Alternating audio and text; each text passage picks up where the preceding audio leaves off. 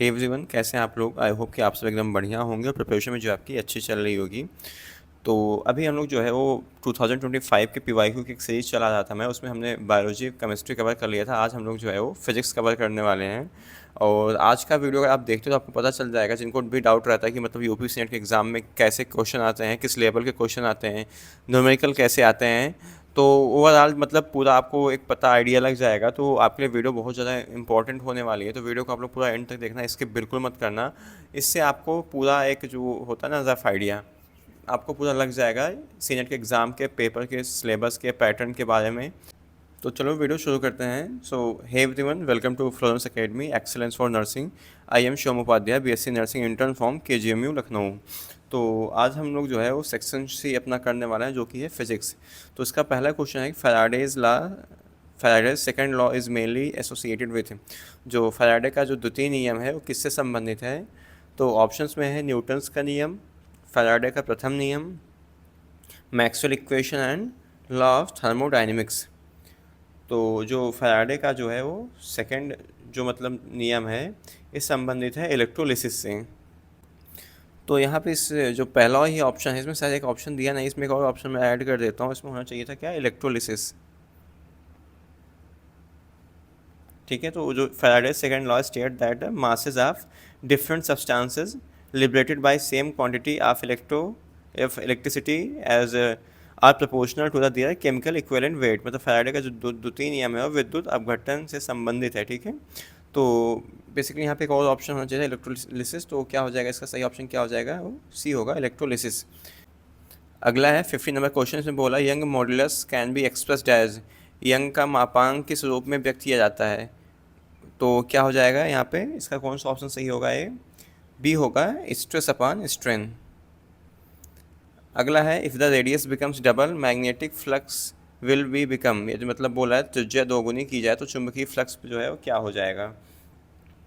तो देखो इसका जो फॉर्मूला होता है मैग्नेटिक फ्लक्स का, सबसे पहले जान लो कि phi is equal to B dot A, and area क्या होता है, एरिया यहाँ पे आप जिसको रिप्लेस कर सकते हो एरिया को पाई आर स्क्वायर के।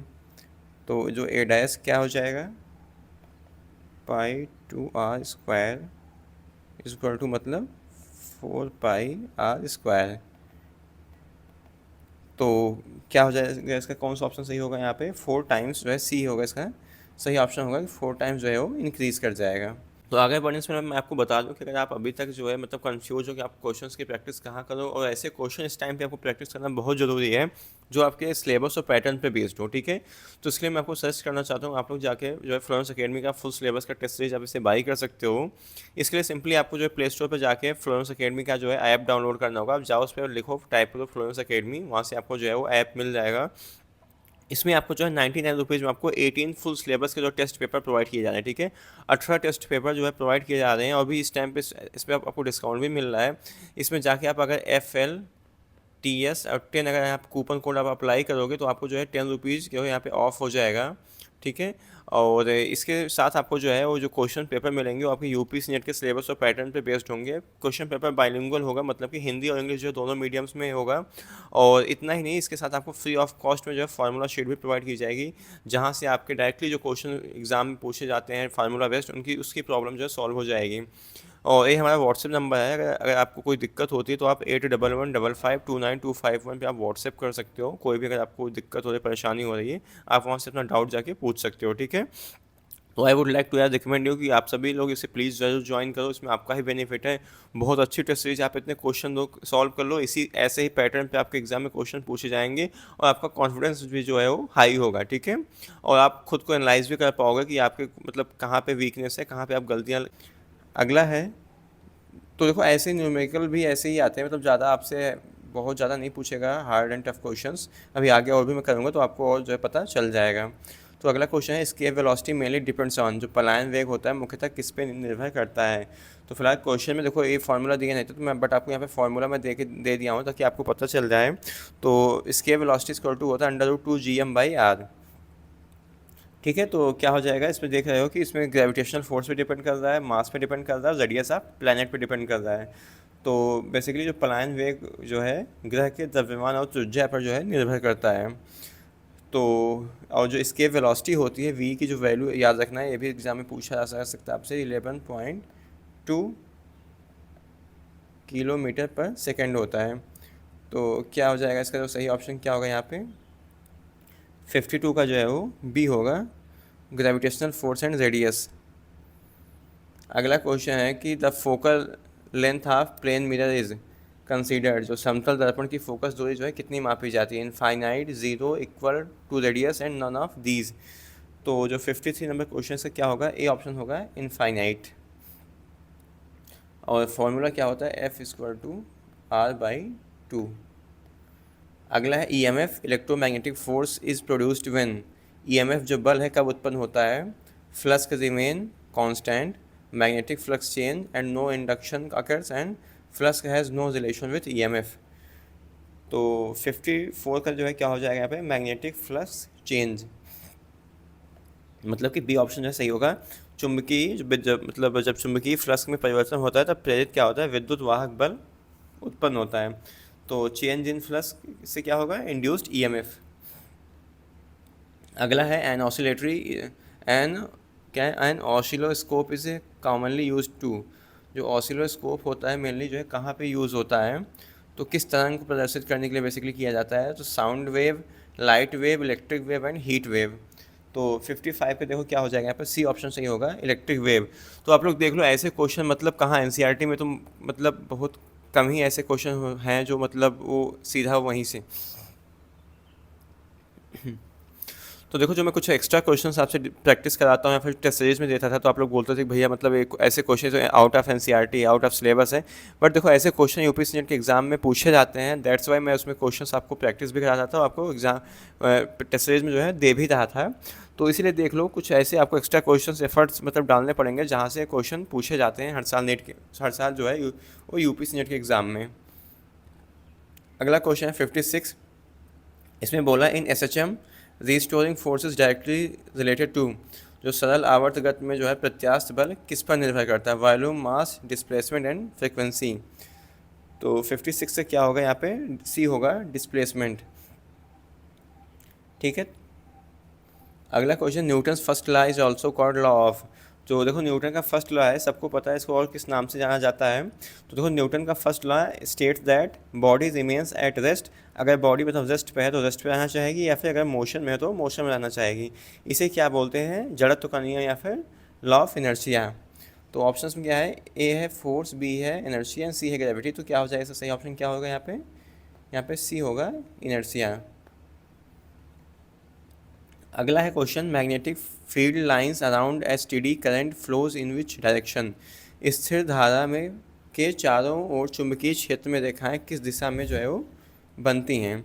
तो ऑप्शंस में है north to south, south to north, outward from the center and left to right.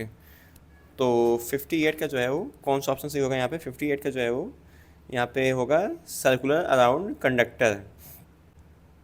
तो देखो जो मैग्नेटिक फील्ड लाइंस होती है from concentric circle around the current carrying conductor, तो इसका जो एक सही ऑप्शन अगर मैं देखूँ तो राइट थंब के हैंड के अनुसार से, तो यहाँ पे जो है वो इसका जो ऑप्शन होना चाहिए वो मैं इसको लिख दे रहा हूँ एक अलग से ऑप्शन, यहाँ ऑप्शन नंबर ई होगा, यहाँ पर लिखो सर्कुलर अराउंड कंडक्टर।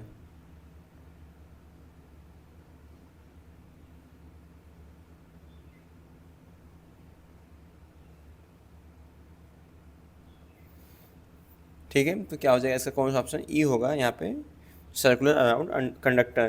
तो धारा वहन के लिए जो है चालकों में धारा और वृत्ताकार चुंबकीय क्षेत्र रेखाएं जो है बनाती हैं, और किसके अनुसार है, राइट थंब हैंड के अनुसार ये एक्सप्लेन किया गया था।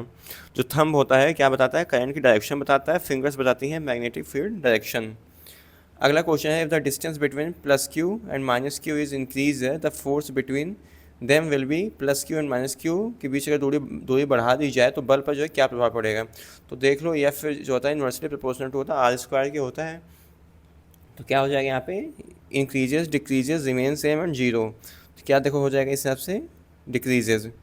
अगला है SI unit of magnetic flux is, चुंबकीय फ्लक्स का एसआई मात्रक क्या है। तो क्या हो जाएगा इसका सही ऑप्शन यहाँ पे वो होगा वेबर, सी ऑप्शन जो इसका सही होगा। अगला क्वेश्चन है कि the unit of magnetic field intensity is, चुंबकीय क्षेत्र की तीव्रता का मात्रक है न्यूटन पर कूलम, एम्पियर पर मीटर, वेबर पर मीटर स्क्वायर एंड वोल्ट पर मीटर। तो अगला क्वेश्चन है, बोला कि the unit of magnetic field intensity is, चुंबकीय क्षेत्र की तीव्रता का मात्रक क्या है, न्यूटन पर कूलम, एम्पियर पर मीटर, वेबर पर स्क्वायर मीटर एंड वोल्ट पर मीटर।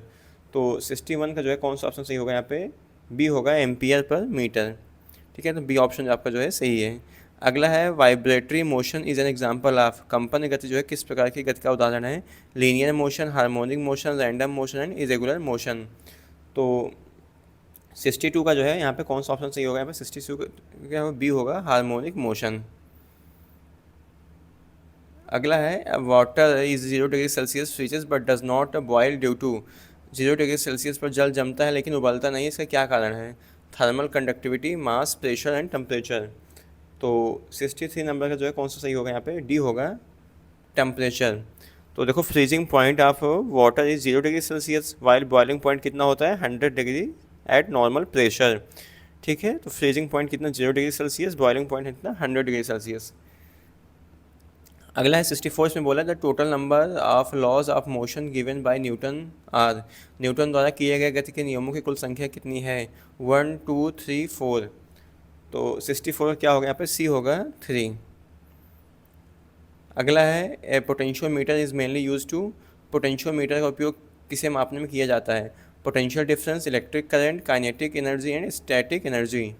तो 65 पे जो है क्या होगा यहाँ पे, 65 का ए ऑप्शन सही होगा यहाँ पे, पोटेंशियल डिफरेंस। अगला है आपसे स्टोक्स का फार्मूला पूछा था, तो फार्मूला मैं पहले लिख दिया हूँ। तो क्या होता है इसका, एफ इक्वल टू होता है 6 पाई नीटा आर वी। तो कुछ जो इंपॉर्टेंट फार्मूले हैं उनको आपको याद करते हुए चलना है। अगला है यहाँ पे हेल्महोल्ट्ज़ कुंडली का उपयोग किस लिए किया जाता है, produce very weak magnetic field, produce strong electric field, produce uniform magnetic field and fourth आपका है वर्क ओनली अंडर वैक्यूम।